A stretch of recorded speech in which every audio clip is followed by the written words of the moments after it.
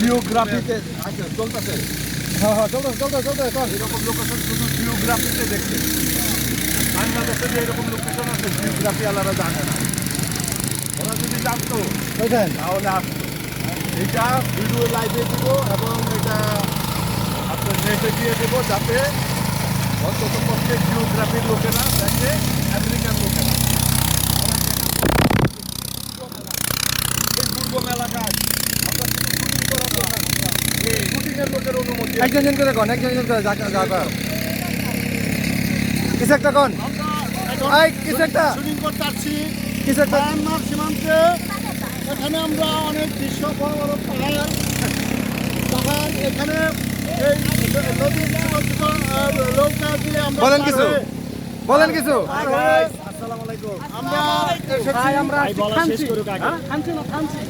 এটা বড় পাথর থানচি পরে যাচ্ছে বড় পাথর রাজা পাথর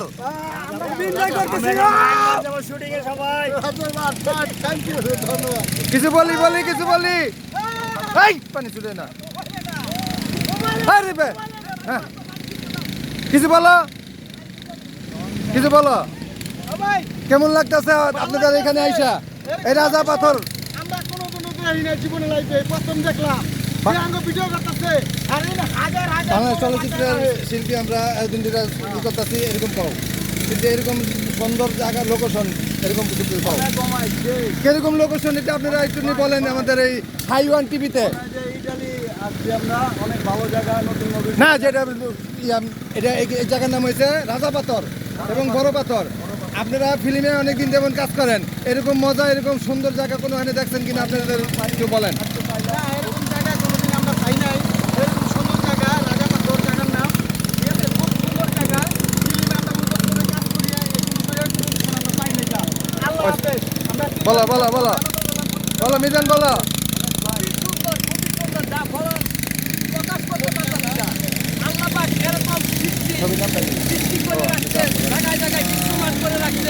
আপনারা যদি নিজের চোখে না দেখেন তাহলে বিশ্বাসই করবেন না। এত অপূর্ব দৃশ্য আমার জীবনে আমি কখনো কোনো জায়গায় দেখি নাই। এটার জায়গার নাম হচ্ছে রাজা পাথর, বড় পাথর বলে। আসবেন আইসা দেখবেন নিজের চোখে। দেখা যাবে আল্লাহর কি সৃষ্টি জায়গায় জায়গায় দৃশ্যমান করে রেখেছে। খোদা হাফেজ, আল্লাহ হাফেজ। অনেক সুন্দর রাজা পাথর জায়গার নাম, অনেক সুন্দর। মানে এরকম সুন্দর জায়গায় কখনো শুটিং আসিনি। আজকে আসলাম নতুন মুভি শুটিংয়ে মাহে রমজান মাসে। খুবই সুন্দর লাগছে, ভালো লাগছে। ঝর্ণা পাথর পাহাড় সব একসাথে পাচ্ছি, অনেক সুন্দর। তুমি আসো জেনে আসো এনে দেখো। খোদা হাফেজ।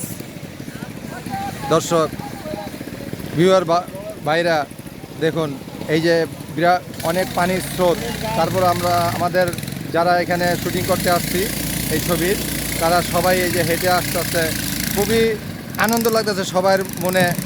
এই জায়গায় আইসা আমরা অনেক দিন যাবত এই ফিল্মে কাজ করি, কিন্তু এরকম সুন্দর লোকেশন আমার 30 বছরের ফিল্ম জগতে এরকম লোকেশন আমরা কখনো উপভোগ করিনি।